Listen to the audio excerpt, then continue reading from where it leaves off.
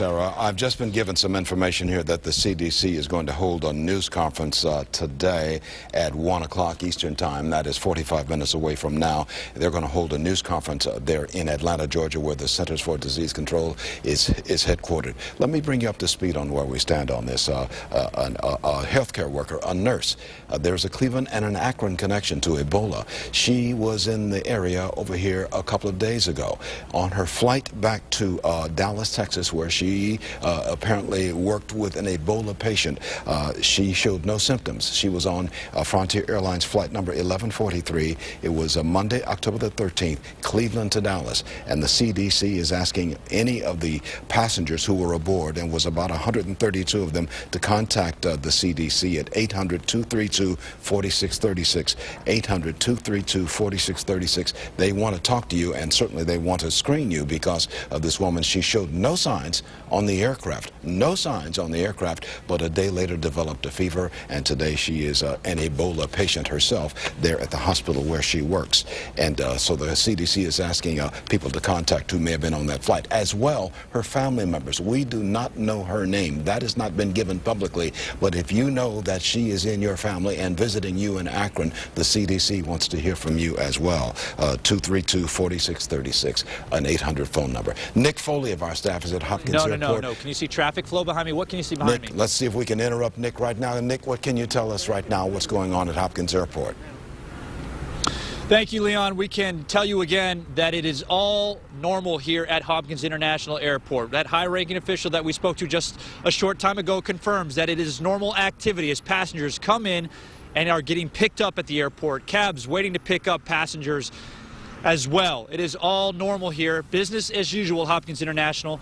That emergency plan was put into place as soon as the Ohio Health Department was notified by the CDC, and also that Frontier Airlines notified the airport here that its flight 1143, its plane was indeed leaving from Cleveland to Dallas on Monday. That was the indeed aircraft that was used to transport that healthcare worker. So from that point forward, that plan was put in place, and that airport official is confirmed, or he's actually very confident that that plan is working to a T, and that no other passengers or work personnel will be put at risk because of the news here today and the information that we have received. Also, a lot of those concerns that people have now that this impact and this news has brought this story back to our doorstep here on Northeast Ohio, a lot of those concerns will be addressed and are expected to be addressed in that 2 o'clock news conference with Mayor Frank Jackson and other officials at City Hall. So at this point, we can tell you that that aircraft used 1143 on Monday has been decontaminated and cleaned,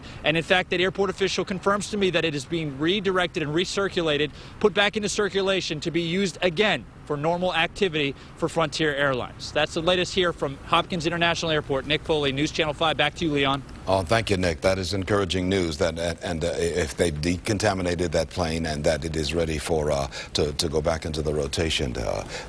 Let's check in right now with ABC News, which is telling us right now that President Obama has postponed a campaign fundraising trip. Instead, the president is going to remain at the White House today and is going to convene a cabinet meeting, and of course, it is going to be on how this nation responds to Ebola, how this nation is responding to Ebola, which has been brought, the subject certainly has been brought to the doorstep, as Nick Foley so adequately said just a while ago, been brought to the doorstep of Northeast Ohio. Sarah Buttison continues covering the story from our newsroom. Sarah, what updates can you give us right now? Leon, we just finished up, like I said earlier, a conference call with the state epidemiologist, Dr. Mary Diorio, and here's some of the information she gave us. She said that yesterday, and you talked with John Kosick about this earlier, that yesterday the state had an emergency drill to prepare for Ebola, and that they do have some preparations in place for this exact situation.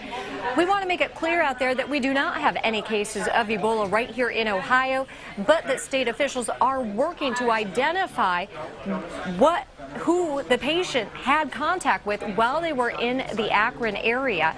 They're also working with the CDC on getting information on the passengers and the flight crew. We don't have any specific information to provide about where people should go if they believe they came in contact with that healthcare worker. Right now, state health officials say that if you have any signs of Ebola and you think you may have come in contact with that worker, that you should call your healthcare provider. What are those signs? They are fever, vomiting, vomiting, and weakness. Again, fever, vomiting, and weakness. The state health officials say, again, they are working with Summit County's public health department and that they may need to work with other health departments to get this under control. We don't have right now any word of any of the movement of the nurse when she was in our area while she was here for 5 days. We don't have any specifics about where she was. The state health officials right now say that they are working to track her movements, and that if you did have any contact with this worker, that you believe you may have had any contact with this worker, that you should call your healthcare provider. Leon? And certainly contact the CDC as well. That number is 1-800-232-4636. Let me take you back to the top of this broadcast. Some of you may just be joining us. It is at 12:21 in the afternoon here in Cleveland. And what we have reported over the last over the last 45 minutes or so, is that a healthcare worker, a second healthcare worker out of Dallas, Texas, has come down with Ebola. She had been treating that man who had Ebola a few days ago and has since died. She was treating him. She came to the Cleveland area and the Akron area to visit relatives. She was with relatives. On her way back to Dallas, Texas, she boarded Frontier Airline flight number 1143 out of Cleveland Hopkins Airport on the flight to Dallas, Fort Worth. That was Monday, October the 13th. It was airline flight number 1143 for Frontier Airlines. 132 passengers were aboard. This healthcare worker, whose name we do not yet have, this healthcare worker did not show any signs of symptoms at all. No fever, no vomiting, nothing like that. She appeared to be healthy, they say. But still, healthcare officials wanted to get in touch with all of the 132 passengers on board that Frontier Airlines flight. No doubt they have already contacted the flight crew on that flight.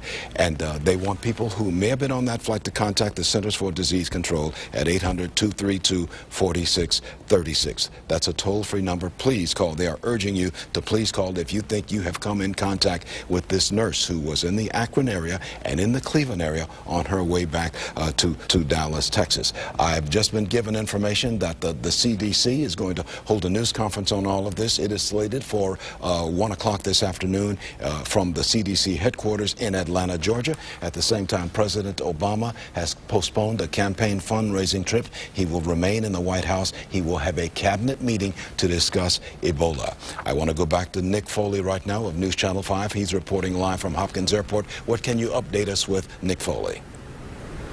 We can update you, Leon, with the fact that it is continued to be business as usual here at Hopkins International.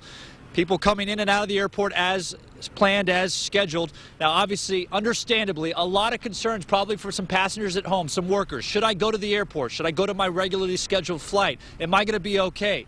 The message from airport officials is, yes, indeed, you will be. All threats are clear. There's no impact on any passengers, any workers that will be coming in and out of their airport. The plane that was used on this flight has already been decontaminated and cleaned, according to the high-ranking official that I spoke to just a short time ago. And in fact, it's already being put back into circulation for normal activity for Frontier Airlines. So that there would be enough information to let people know that airport officials do not think that there is any threat whatsoever to any sort of passenger or any worker that will be coming into this airport from here on out. The main message, obviously, that we've been passing on to folks at home all day long, or since this information has been passed along to us, is that the real target now is those folks that traveled on that flight on Monday. Those are the ones that the CDC and the Ohio Department of Health are interested in contacting and getting located. So at this point forward, most of these concerns will be addressed at that 2 o'clock press conference on how it impacts Northeast Ohio and the folks coming in and out of this airport from this point forward. That's what we can tell you here from Hopkins International. But again, the message is it is business as usual at this airport with the threat minimalized.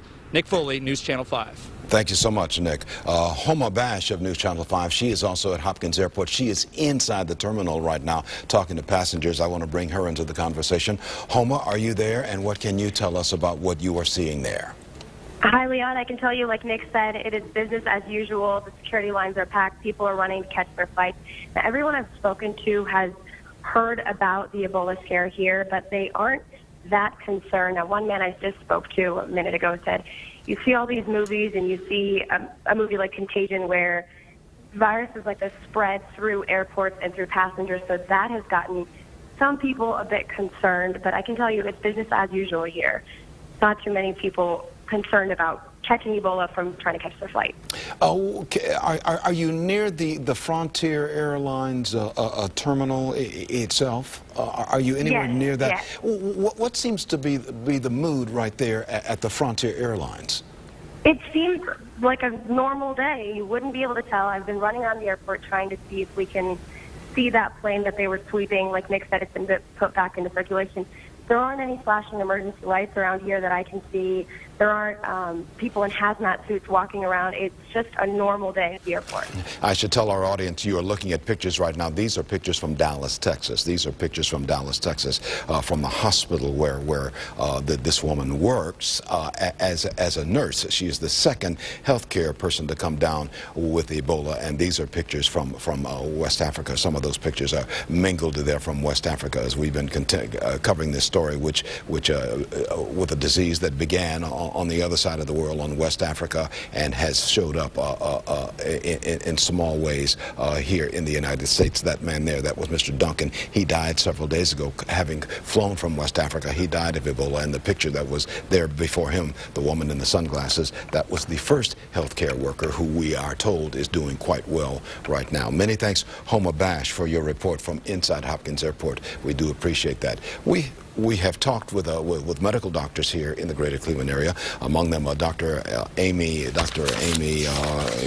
Ray over at University Hospitals, who tells us that ever since the month of July, University Hospitals here in the greater Cleveland area has had a preparedness plan in effect, and they have been going through this plan to make sure if something happens that they're able to deal with it. And we've talked with a medical doctor over and the CEO over at Metro Health Medical Center, who told us not to panic, that they feel that they are controlled. If something were to happen, they are controlled at Metro Health Medical Center as well. We will be checking with the doctors throughout the area. We've got a sound piece of information right now, part of an interview with Dr. Chuck Emmerman about whether we should be worried. Let's roll that tape right now.